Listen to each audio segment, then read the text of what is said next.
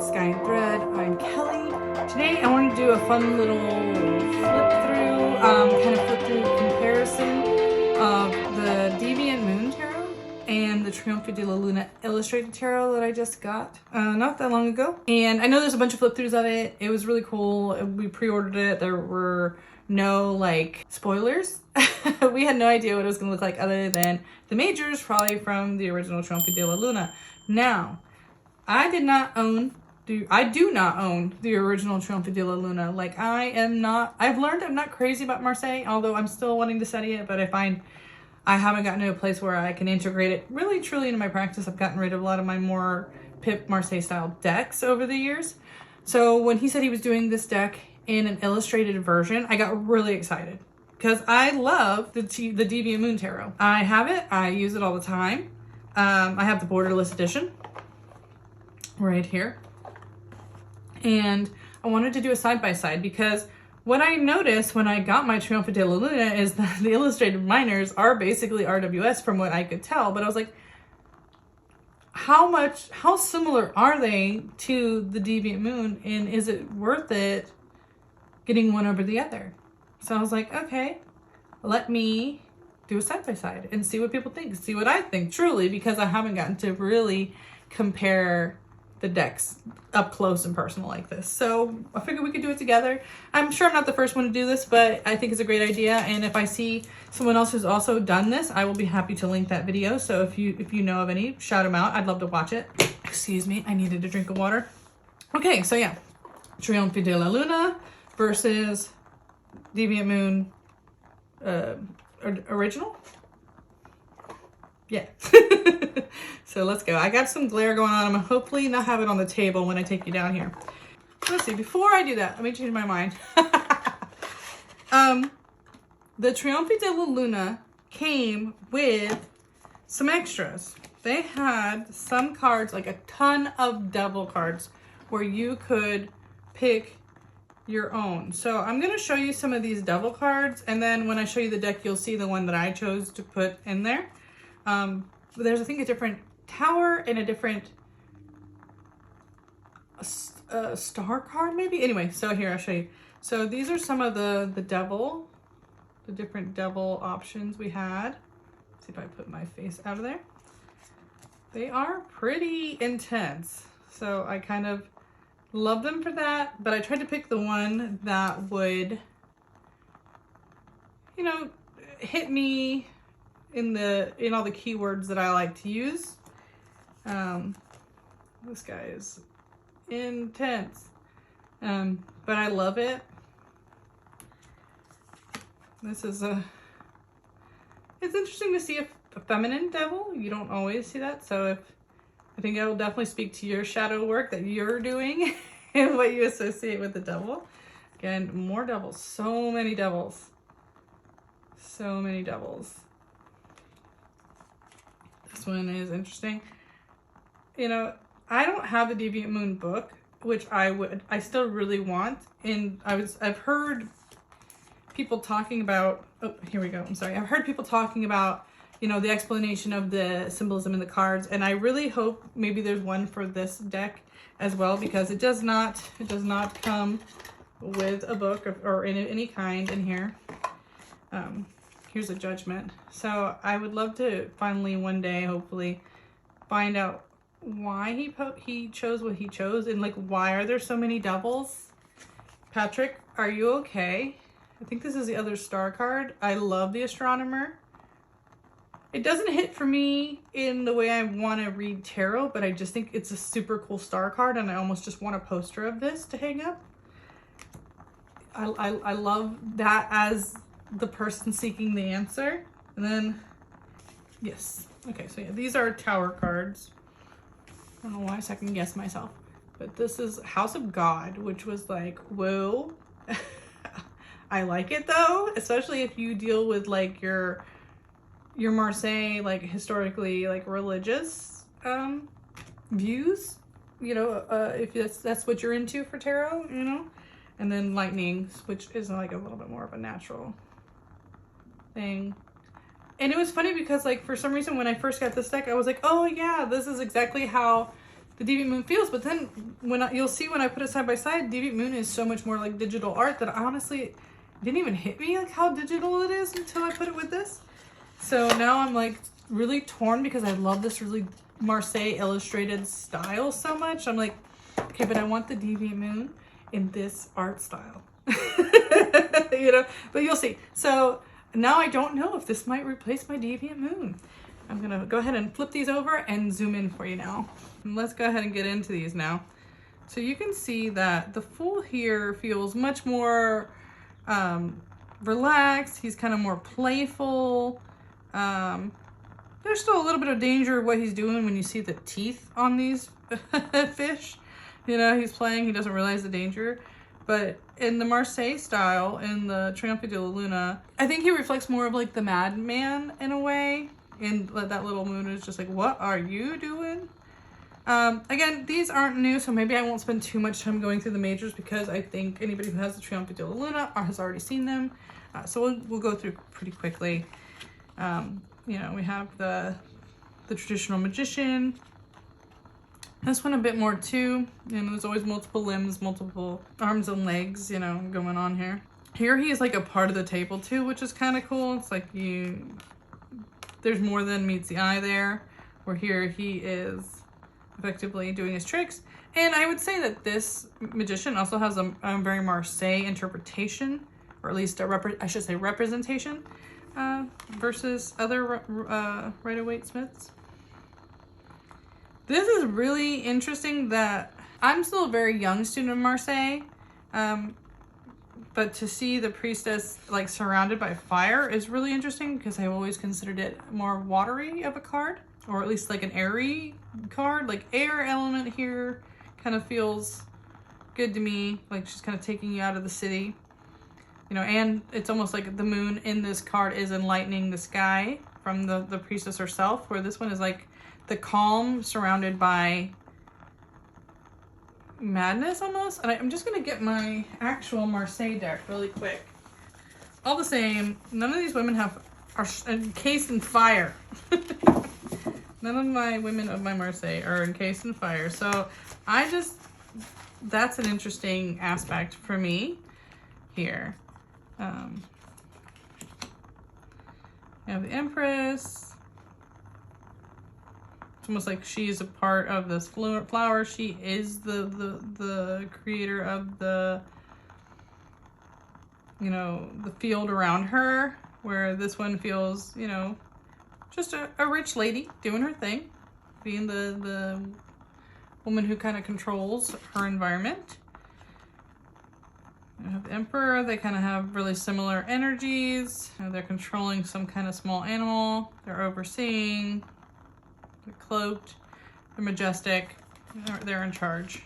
Hierophant also has kind of similar energy. This one has one little guy in his pocket, but he's not got his traditional disciples kind of following his every word there. Extremely similar energy in the Lovers. Chariot. You know, this one's got a little bit more of the traditional being pulled along, although they could be a continuation of him, where this one is he's his own ride. He's a one-man show here, pushing himself along by pure will. Justice. You know, this one's got the leg and the fish and the animals underneath. It's got a little bit more like Justice is more active in what's happening versus just being the watchful eye. So like this is almost judge and jury, and this is just the watchful eye of Justice. Hermit. Obviously this Hermit is scared to go out. It's definitely a more shadowy aspect where it doesn't want to be seen in the light yet. It's not ready for the light yet, where this one is ready to shed its inner light to the outside, which I like. You know, obviously I know Marseille has slightly different interpretations than RWS, and I'm probably pushing my RWS interpretations onto this, but when we get to the minors, you'll see why. It makes a lot more sense, for me at least. Not in the case of not learning Marseille, but in the case of this deck. You know what I mean. You know what I'm getting at here. So hopefully these are still on the screen. I'll have to check later. Yeah, so we got the wheel, and it's almost like this person is getting their fortune given to them by this person, whereas We're just seeing the wheel being the wheel here. You know, we're not the active participant. Strength. I love this really traditional. I just watched Modern Metaphysics video on the strength card. So with the pillar now and kind of the part woman, part beast, like I kind of understand more of the symbolism in this card, which was great. I really love their deep dives into tarot and the history of tarot. So it's like I really see what this card is approaching here. So I like that. Again, this is just a strength. This is looking death in the face, you know, and not being scared, and also just being in full control of what you're around, you know. This one has a little bit more about like carrying the weight of your choices as well. The Hanged Man, this one definitely is in a more dire situation. You have a problem, you are definitely figuring it out right now. Where this one's taking their time. This one feels like there's a pressing thing you have to figure out. Or something's kind of making you change your situation, where this one is very much self-imposed and chosen, and time is not as important. It's still there, but it's not as important. So the Death card, I really love this Death card where it's, you know, it's like almost sacrificing so what's new can be born, giving up the past so what's new can begin. You know, this one is interesting because it's almost like in the RWS where some children look like they're dying and some children are begging for their chance. This kind of shows you like you don't always get what you want, you know, like this little child is still like begging for its chance, although there will still be new birth, like the life cycle will continue no matter what. So that one's really interesting to me all the time. It's dark, super dark, but the symbolism is rich as well. Temperance, kind of the angels doing their thing. I love the elephant in the back.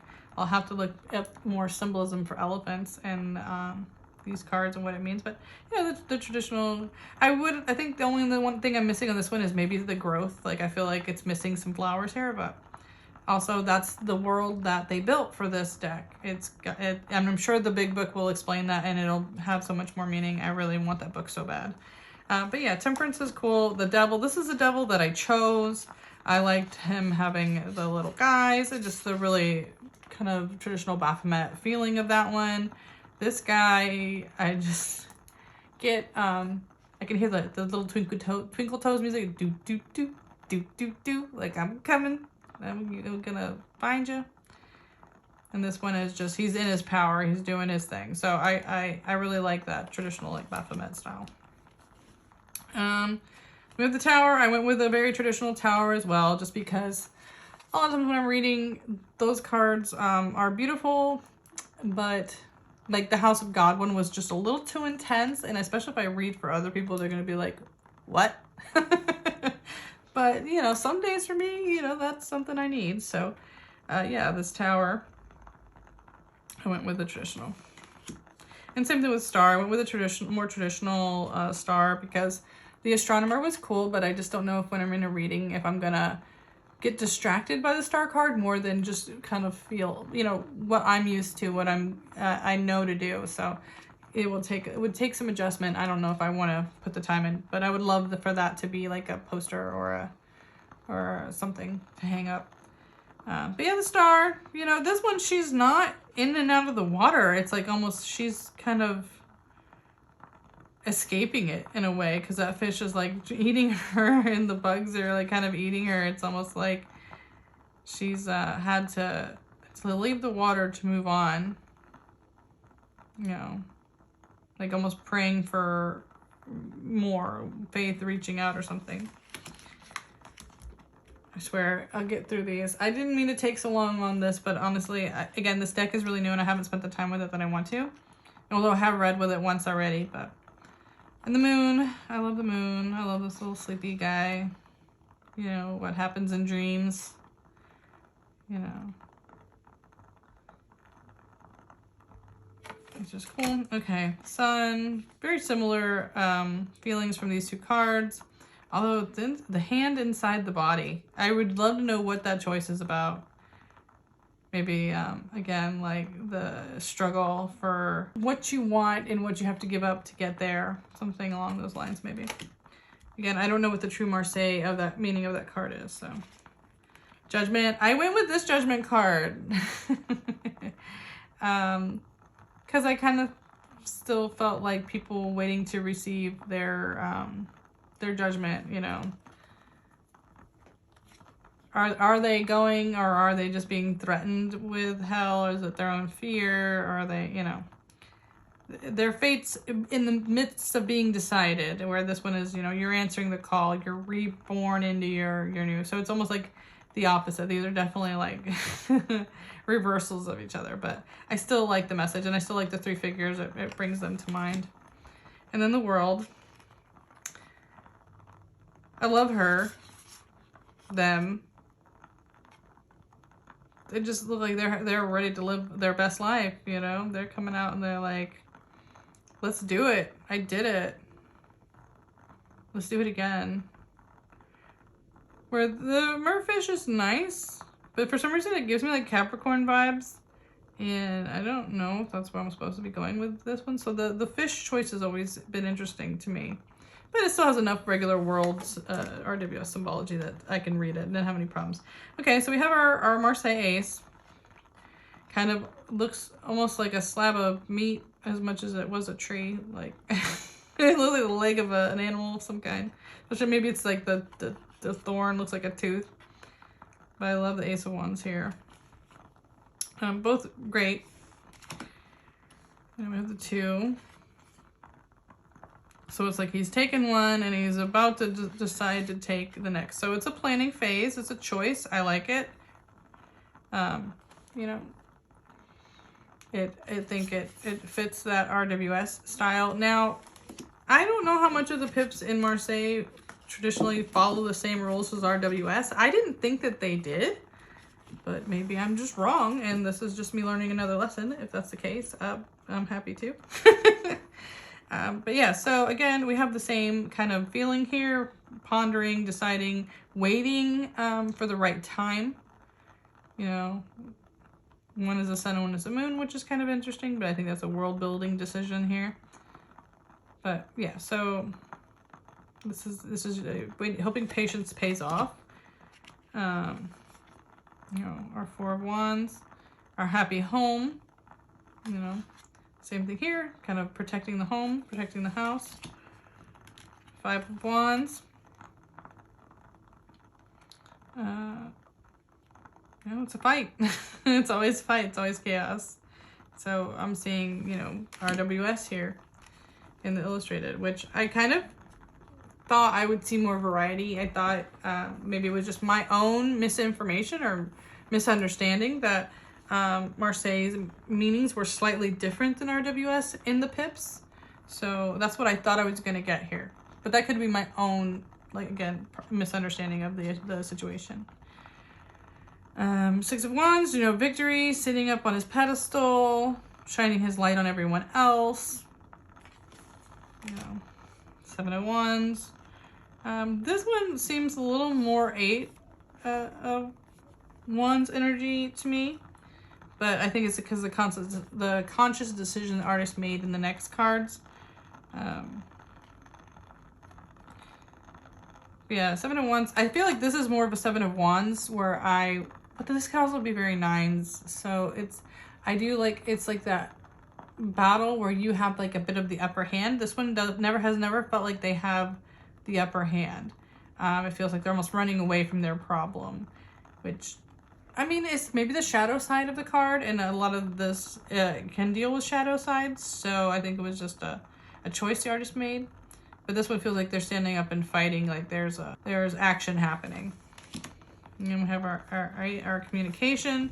Again, I like the traditional kind of feeling of movement, where this one is like the raven is sending that message at the last second, like these are about to get cut down, and if that message doesn't get there in time, they're going to be lost. Which is good too. I mean, the literal message is interesting.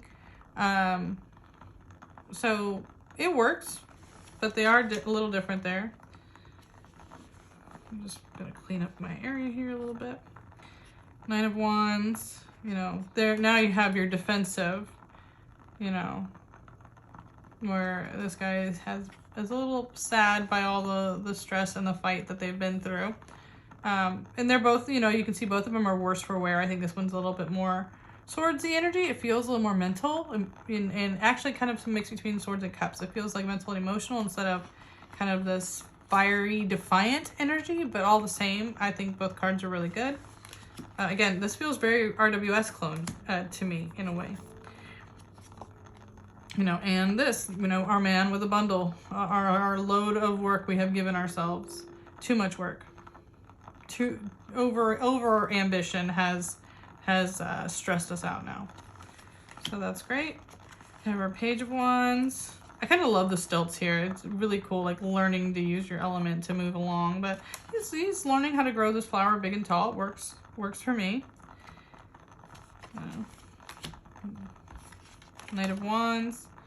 I love that he is the bug. The bug is riding the bug, but the bug is the bug.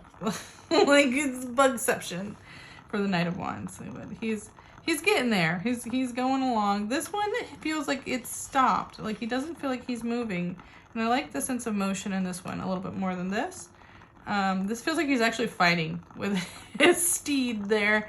And I'd like to see more motion. So this one I'm a little, like, this might have more to do with the Marseille meeting than which I'm interested in. Or it could just have been a choice to be the shadow side again, which we see. You know, our Queen of Wands. I love all these people behind her, like yes, Queen, go, let's go. Let's do this. You know, she's got her court supporting her behind her, you know. Or like the multitude of projects she's moving along, like all the same. I really, really like those faces there. But we got our strong, defiant, ambitious queen here, ready to make small work of anything that comes her way. So we have our King of Wands. It's interesting the children around him in this.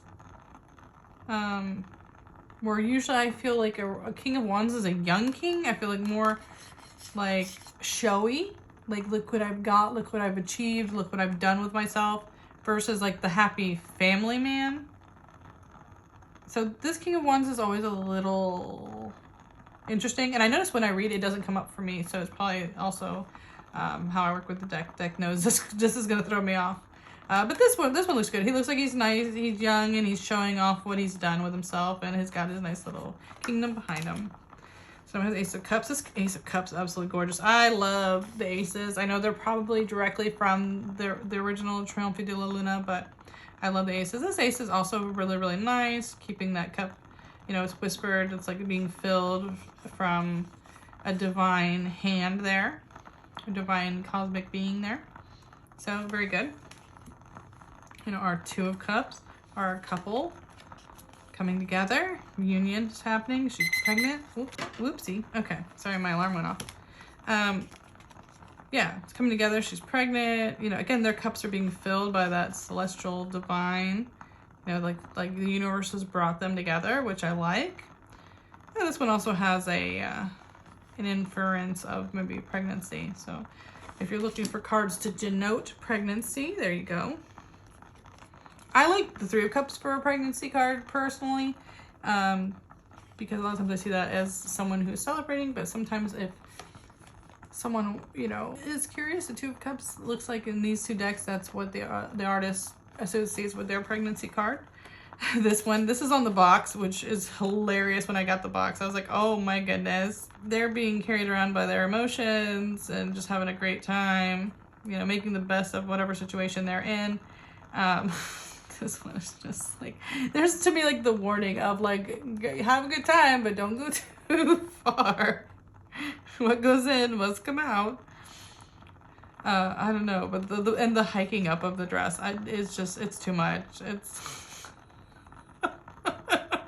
in my brain, it's just like, I told you, Karen, not to have too much. Oh God, that's great. That's great. It cracks me up every time I see it. And the Four I love that this one is actively almost throwing the cup. Like, I don't need that. I don't want that. Where this one is like, I'm not going to even acknowledge that it's being offered. So it's like 2 stages here, before and after almost. So I like that some of it's more shadowy, and sometimes this deck is more shadowy, the shadow side of the card, and sometimes this deck is the shadow side of the card. So it's got a lot going on. Okay, so the 5 of Cups. And I like that this deck also has the full title. It's all written out, where this one, you know, you just get the little number. You know, the really traditional sad 5 of Cups. Although in this one, you don't get any cups left. There's not like 3 cups turned over and 2 are upright. You have lost all your cups here. Here is a traditional 2 are still there, and you're being chastised for ruining some, but you haven't ruined them all. This one's like, it's gone. All of them are gone. And that moon is even crying tears of blood. Like, look what you've done. This one's heavy. This one's real heavy. And then we have our 6, our kind of nostalgia. I love the little kids with the play. That one's really nice. This is just a traditional RWS card. This is a straight up RWS symbolism card. Sometimes was the little boy usually handing the girl a cup, but all the same, someone is handing a young child a cup, and they're full of flowers and butterflies and happiness. But I love the youthful nature of both cards. So, and there's something interesting about an older person passing like their love and affection to this younger person, where this is just like things you did as kids that had a good time.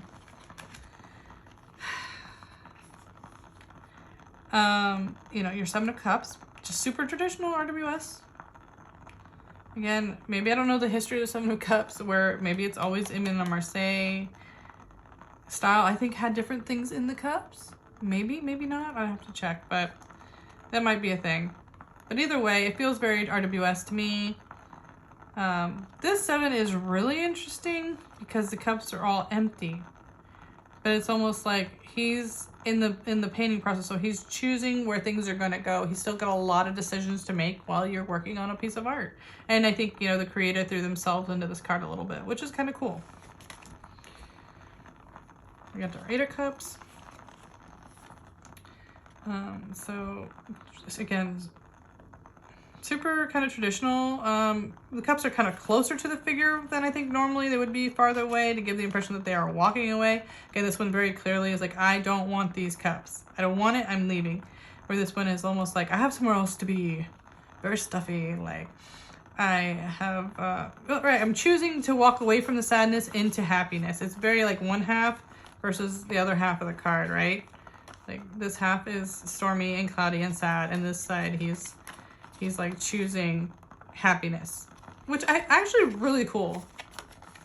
Like, I have better things to do with my time. With 9, we have the Jinn, the genie, and we have our traditional round man, 9 of Cups. He doesn't look too happy though. He looks a little overwhelmed. Like maybe he's a victim of his own ambition there. You know, sometimes when you get everything you want, you find out it isn't what you wanted at all. So it could be a little bit of both of that in these. Like, be careful what you wish for. But the man with the genie definitely looked happier. This is going to be a little bit of a longer video than I usually do, but that's great too. All right. Yeah, so we have the 10 of Cups here. The happy family. I like that they're in the water here, because usually I think you see them out in front of like a house in the field, like just to show that things, they look satisfied or content with their lot in life, their actual lot, where this is like they're in their feelings. This reaffirms this is about the feeling of happiness and togetherness. Now this has a little bit more. I love that he's got missing the peg leg though, and then things like he fought for this. This man has worked hard for this. And the kid's taking the wand. There's almost like a page of wand. Like now that he has what he needs, he's about to set off into the next suit, and be that ace of wands. You know, he's inspired by all of his happiness. So I like both cards. They both give you a lot to pull from, which is really fun. Page of Cups, our fish And this one is ingesting everything, like just full of what they're taking from their emotions, full of emotions, about to burst. Where this one is like in the exchange, it's still learning. So it could be like, again, the shadow side, the pitfalls of like, if you don't really know what to do with your emotions, like don't overload yourself. You know, it could be like they're making a rookie mistake here, or they're just trying to take in as much emotion and accepting of it as they possibly can. So there's a lot of coolness in both that card, but feels more traditional in this side for once. This feels a little bit more traditional, just like actually building that friendship with the little fish and learning how to communicate, which I like. They're both good. So, yeah, I do love just that Patrick Valenza. Looks like he really thinks out the cards and tries to come from every angle. But again, as I've been showing, these feel very RWS to me. It feels like an RWS deck. So I don't know if that was the plan or that's just kind of how it turned out when he did the illustrated manners. So it wasn't my original goal for this deck, I think, but I honestly didn't know what to expect. So my journey with Marseille continues. The long sort of journey to learning Marseille still continues. Our Knight of Cups. I love that he is like on a little ship. It's like instead of being on his traditional horse crossing the water, he's in an actual boat traversing the water to offer his cup. And I love that. I really do love that. You know, and then we got a more traditional. I love that this deck kind of has like you are the vehicle sometimes. So he doesn't need a horse. He is a seafaring person, merman, who is going to traverse his own waters to offer his cup. Both of them are great. Queen of Cups here. Again, she's in the water. She is in her feelings, and just the sun is just pouring into her happiness that she's going to share this cup with everyone. The flowers are growing. She looks happy. Sometimes the queen looks very focused on her cup. Or I know there's a better word for what she's carrying, but I can't remember what it is. And this one here, she's carrying it. She's not going to spill a drop. She's going to catch that drop. She's not going to waste any of it. Because she understands how valuable her emotions are, and you know, she has plans to control them and do things. You know, she's in control of what she's going to do with those emotions. So I like both of those a lot. I like the conscious choice to keep the court in the water. You know, he's around his water. It's more traditional RWS to really have them just outside of the water, but to have him in his water and with his pillar. Symbolism is good. You know, there's no thrones here, but he's, you know, cheers, salut, have, you know, let's be joyous over what we have accomplished. Where this king, he's a little more reserved, but he's definitely still in control of himself, and in his cup he's not spilling a drop, just vibing. He's having a good time. Another beautiful aces. I love the dragon. Dragon and pentacles go together. And then the really beautiful Marseille style here. You know, dancing, juggling these coins. Normal, very theatrical, very actually on stage. So performative. Both of them are performative, which I like. Very, very interesting. Working together. Sorry. They're painting. I saw the red and I was like, is he bleeding? Is he hurting him? But no, he's painting. They're all working on each other. They're all completing each other's work. And in this one, they're collaborating to finish this last pentacle here to go up. Again, traditional, super traditional, but I love the way the collaboration goes. Everyone's doing their part to help the other. And this is more apprenticeship here. It's a young character with an older character again, like that with Six of Cups. Passing the knowledge down.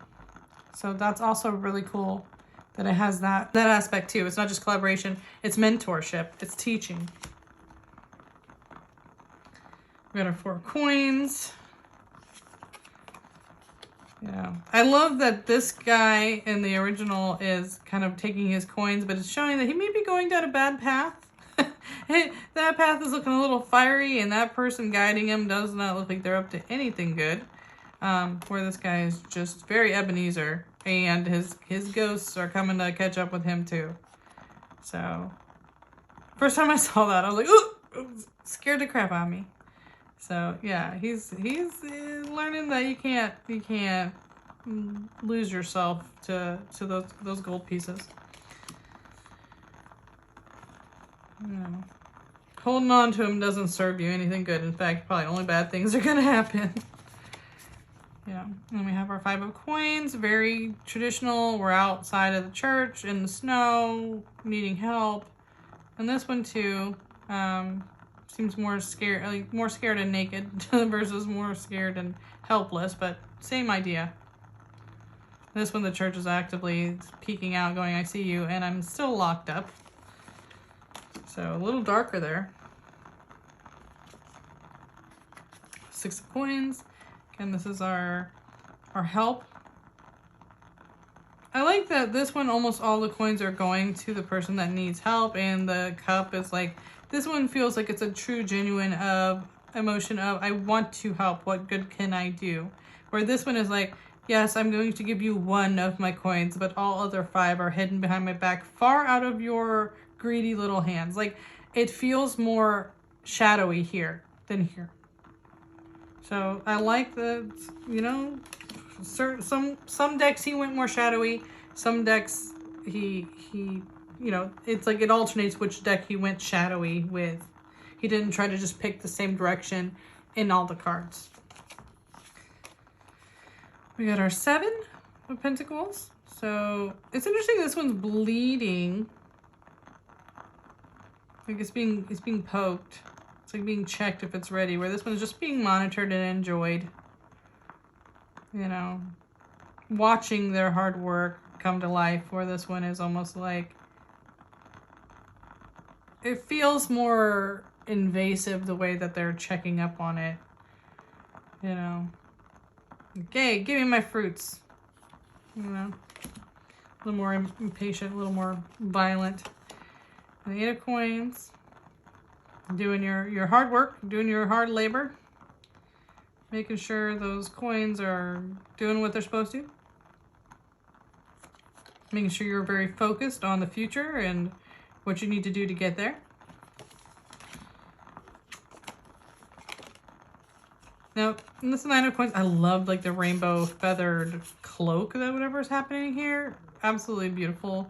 This one has always been felt a little like less abundance, but I do kind of get the fashion. Like it feels like they're very look at my beautiful garments. I guess because the world this is in is kind of steampunky, dark, what's the word, dystopian. So to have nice clothes maybe is about all they can do, because they can't have a bunch of green plants in this world. So yeah, I think they're just showing that they look rich. They got nice shoes, nice dress. But they do have a chain, like they're chained to it, like it's almost like I'm a slave to fashion. Where this one feels a little more like these are the fruits of my hard work, or the generational wealth that has been acquired almost. And then we have our 10s. And I love it. The grandpa is like, here you go, children. Here's your allowance. Where this one is like, there's favoritism going on, right? Like one is getting the time, the attention, the generational knowledge passed down, and the other one is not. The other one is actually having to be punished for this to happen. But this one's nice. This is really traditional feeling. So, Page of Coins, chasing the coin, love it. Feels like Harry Potter and the Golden Snitch, which is to me a good representation of going after something you want, but still having to learn how to do it. Page of Pentacles here too is he's learning, he's like a little mechanic and he's learning how to make things, he's learning how to work it out. Maybe it's in that process where you don't learn how to fix something until you learn how to take it apart. Like I kind of get that vibe. Let's take it apart, see how it works. But this one chasing it down feels good too. Knight of Coins. This feels more what I expect from a Knight of Coins, where it's like, it's a very slow process. You know, he's sleepy, he's trying to take a break. This one feels like he's just trekking along, you know? He's got smoke coming out. He's got his wheels going. He doesn't feel stopped at all to me. He feels heavy and strong, which I like with the Association of Pentacles, but he doesn't feel like he's slowing down at all, where this one does. So I kind of like that because I feel like my knights, I like them for talking about the timing and speed in which things happen. So I need some knights that are fast and some knights that are slow, you know. So Queen of Coins, or Queen of Pentacles. You know, here she's caring for the children, which I like in my queen. She's the mother, the caretaker, the provider, you know, that working mother aspect for me. This one feels like, you know, no kitties, these are mine. This is my money, don't touch it. Like, she feels a little stingy. So this is a shadow aspect here, where she's being stingy and she's keeping her gold away from her kitties. They look hungry, they look starving. She looks like she's eating just fine. And they're fighting for scraps. So she's not taking care of her people around her very well. So that's really interesting that he chose so hard the other way into that shadow aspect. We got our King of Pentacles. Both of them look pretty good. It looks like he's happy. He's like, look what I did. Look what I made. Look how successful I am. Look at my beautiful clothes and my castle. And this one too, he's got the bull, the Taurus energy going on, where he's like, this is mine, but if you try to take it, I will stomp you. Which I like too, because he's supposed to be a formidable king, you know?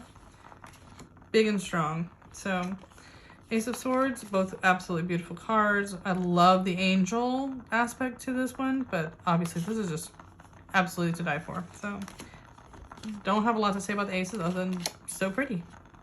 Two of Swords. Again, I love the kind of Janus aspect in both of these. They both see two different ways. These are in conflict with each other, and these are not. These are almost feeling like past and future, seeing both and kind of learning from both sides versus pushing your way through to one or the other, constant conflict. So I kind of like the more balanced, like calm nature of this one, but you have inner conflicts too. So both of these work. Both of these are great. Three of Swords. This one's almost like you got caught by surprise, and this one is like, let me show you my pain. You know, let me bring you in to see my pain. So I like that they're two different viewpoints on this, and they're both not just a stinking heart with swords in it. Like, at least attempts are made to make these cards feel like more than just a heart with some swords, which I greatly appreciate. I also like that he kept the clouds with some blood, like some deep wounds here, trauma. Like, let me show you my trauma more than like, I am in the middle of experiencing this trauma. So they got a little bit of a different feeling to them, which I like. Four of Swords. This is the traditional, like, you are in stasis. You are forced to pause, hard stop right now. Where this one is like, I don't want to come out because I will get poked. I'm not ready to come out yet. I haven't gotten the rejuvenation I need yet. So this is interesting because this feels almost like, yeah, you are forced by these swords to take that pause, but you're in this healing aspect of this flower where it's like, this is what you needed, you know. It's like you're forced to do it, but you needed it. Where this one, you know, you don't know so much, but it's still traditional. I like it. And then Five of Swords. Wow, this is interesting.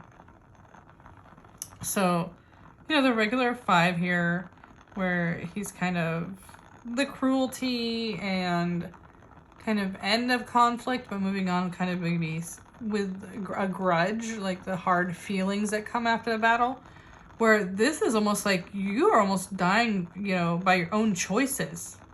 Like the consequences of your choice, which is in this too, but it's very prevalent here. That is so interesting.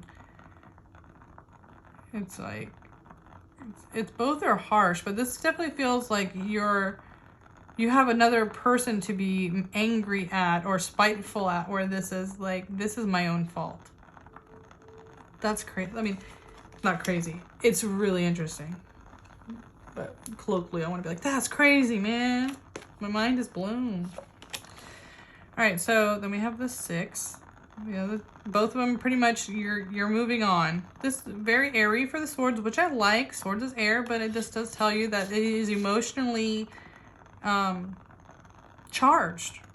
This decision was emotionally charged, you know, or is causing you to live in your emotions right now because of the choice you had to make. So I like both of those. Both work for me.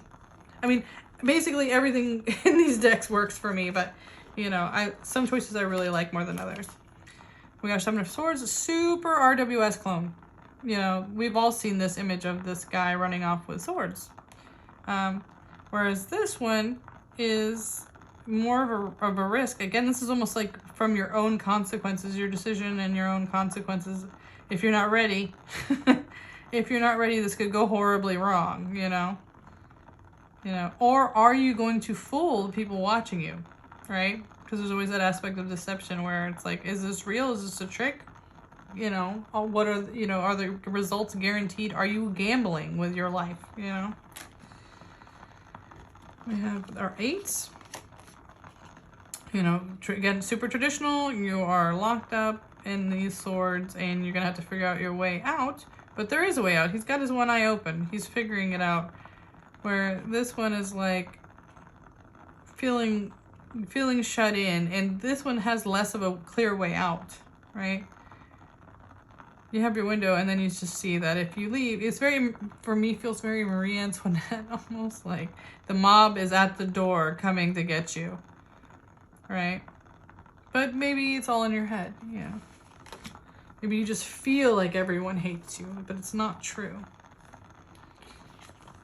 Number 9, just mental anguish, up all night, scared of what's gonna be tomorrow. You got a demon on your back, just stressing you out. So, I love this. This is how I think we can all super relate to that face. You know, just like, these days are tough, man. This 10, I'll never forget the first time I pulled this deck out in front of another person and this 10 came out and I had to be like, so it's not all bad.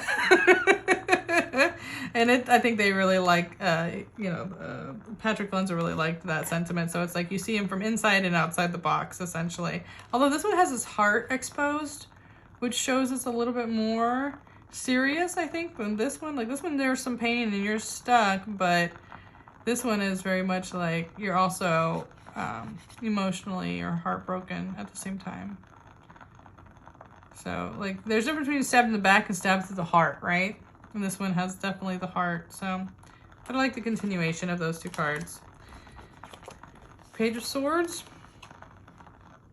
Yep, he's got his little monocle on. He's learning and taking in his information. Where this has that feeling of RWS, where he's pulling up that sword for the first time. And he's going to have, like, his first kill or his first fight with this guy. Usually you don't see them actively fighting something in the RWS, so him having something wrapped around his leg, his first little serpent he's got to kill. But this one he's just like, looks like he's taking in as much information as he can. He's like a detective here. So they're both really interesting. And I like that he was able to kind of get a different take, and then at least that page didn't feel like a super clone because he added more of a threat. It feels more, there's more at stake to learn and make your decision, you know, to swing. Your life is at stake, right? Knight of Swords. I really like the feeling of motion, or like the decision to act happening here. This feels like you're kind of winning your fight. You have the serpent down underneath your feet and you're going to kill it. It doesn't give me the speed or the, you know, I don't even have my clouds rushing by or anything here to kind of give me the feeling of motivated choice that I need here. Here it feels like you're already committed to your choice. You're not making it. It's not happening quickly. It's already happened practically in this card. So this card might be my biggest swing and a miss in this deck. It might be the biggest swing and a miss for me in this deck so far. it's not, it's nice, and I don't, you know, always need all the symbolism to get me there. I know, you know, I'm a seasoned reader at this point, but sometimes I still want that, you know, I still want to see it. So I think that's the only one where it's like, you had a lot of traditional motifs, so why did you choose not to have at least even some clouds rushing by or something? Queen of Swords, man, this is like a heaviness of having to go through with your decision, which I love, because we all know the queen speaks her mind, but we don't see what happens after she does. After she says, you know, off with his head. How do you feel? So you see the destruction in her wake of her, the weight of her choices. Where this one you kind of see that she's active in judge and jury here, but this one you really feel it. And I do like that choice. And she's got her clouds. You know, so it's like, I did what I had to do, but at what cost? You know, here you see more, I think, of the traditional, I'm going to make my decision, and if that includes sticking somebody, then it does. And the last card here is our King of Swords. I hope I've been keeping this in the frame. I think so. You know, here again, we have him with like a little child or something, you know, under him that he's kind of protecting. But he's got a sword upright, so obviously he's going to speak his mind. I don't know if I guess this is the shadow aspect again of this, where it's like he's speaking, but if he has to be sly, he will be sly about it too. Like, he can do both. He can be loud when he needs to and be silent and deadly when he needs to as well. But you see that volcano eruption, so you see, like, again, there's a cost to that, and there's a face on his back, like, so he can be very two-faced. And again, that's a shadow aspect of this card, which, especially as an air sign myself, like, I understand, I see that, like, he's giving you, again, it's like this two-sided thing. He's giving you this pristine face of this man who says and does whatever he wants. And then in the back, you see that, like, but it's by any means necessary. If he has to be quiet and deadly about it, again, he will. And if it hurts others, so be it. So there's some of that going on, where this feels more traditional, but I do like that this still evokes a lot of feelings. You can go either way with it. So yeah, let me go ahead and get this bad boy back on. There we go. Okay, let's get this face cam back on. Welcome back. Yeah, so now that we've been through all the cards, I hope you like going through that with me. Yeah, so maybe it was my own misunderstanding that the Trionfi della Luna was going to be illustrated with the Marseille definitions.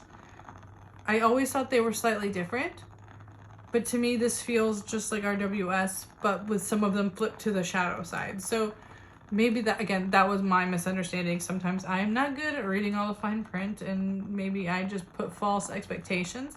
Was I the only one that thought it was going to be like that, though? Because I'm really curious what the community at large was expecting from this. I think it's a beautiful deck. I really am going to enjoy working with it. I hate that I'm going to be pressed now to decide between the two, because I really thought they were going to have a little bit more of a unique voice from each other. But they do have some big differences in there that I think will set them apart from when and how I use both decks, but they have more similarities than I was expecting. So I don't know. I want to know if that's just me or what you guys thought. I really, truly am super interested in that.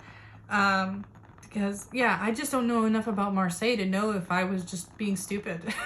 You know? Was that just stupid and naive of me?